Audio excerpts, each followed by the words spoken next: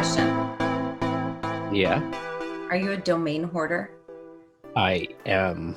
I think everyone knows that, though. I'm like a self-admitted domain hoarder. All right, so here's the big question.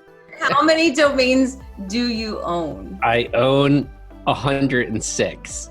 Are you serious? Yeah, I own 106 domains. We probably actively use, I don't know, maybe like 5 or 6 of those, right? And then the rest are pretty much in my hoard. But I've been better. In the last year, I've let 17 of them expire.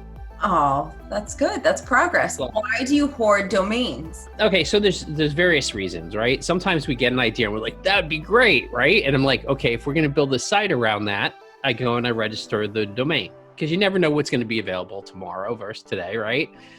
Then there's all the variations of things. So like, for instance, I own variations of my name, right? As well as, just variations of things. So sometimes you register like variations of name, like Bryan DeLuca, B DeLuca, whatever it is, right? You'll own variations of it. So that starts racking up. And then some people own, like, I don't do this, but some people own the .com, .net, .org. To me, everything's a .com in many ways. So like, I only buy the .coms. And I think the main reason is sometimes you're like, that would be a good URL to resell.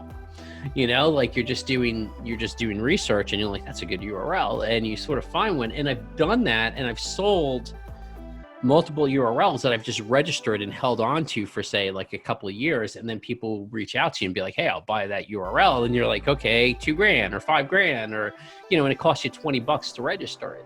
So I think it's just really, I think those are the main reasons. But I would say most of them, the reason why I register them is that there's an initial thought for us to build something.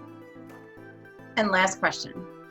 What's the weirdest domain you own? Oh man, I don't know. Let's see.